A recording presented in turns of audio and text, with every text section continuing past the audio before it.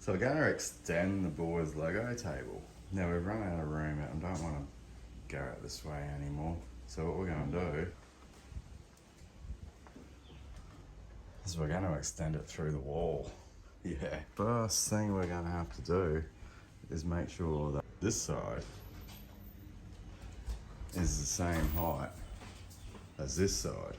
I need to find out where the best place is to run a couple of holes. So that's going to depend on the track and studs in the wall. So I'm just going to get the stud finder out, just double check where all the studs and noggins are.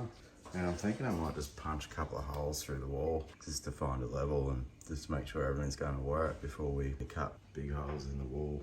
I think that might be the best idea.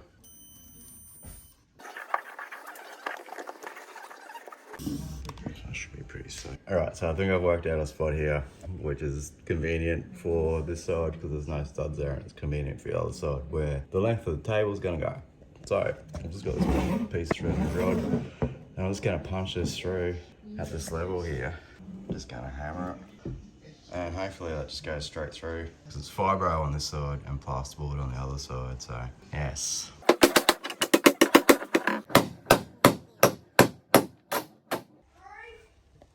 Yeah.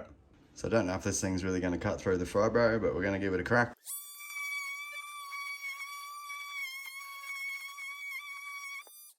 Nah, not really. I'm going to go this way.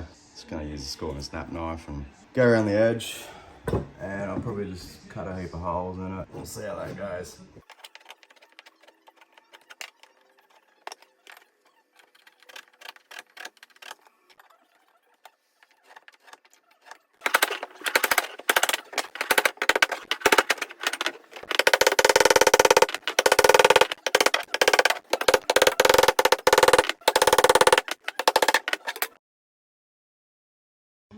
So we've run into our first little problem. Just a minor problem. It's all right, we'll deal with it.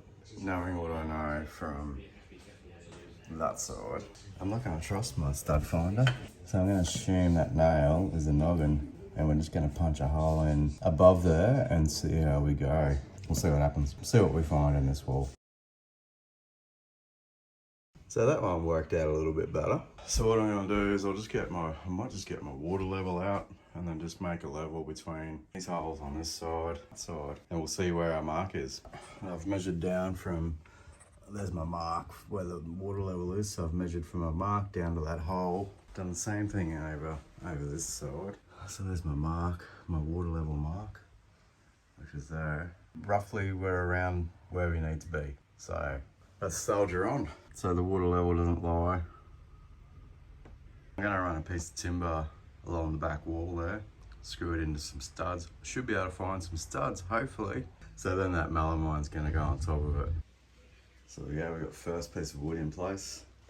Now I'm just gonna tack these bits of melamine together. Just run some of that timber stud underneath where the joins are, screw them and glue them. And then I've just got these little shells underneath. So I'll just cut some bits of timber so we can make it all level. Should be sweet.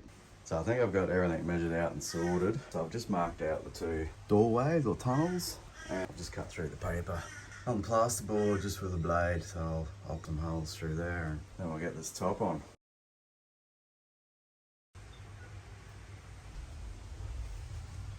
There you go, two nice little holes. They're not the nicest holes yet, I'll tidy them up later.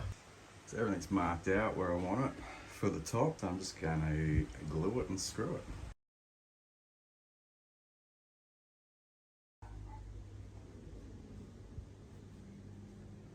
So that's kind of the end of stage one.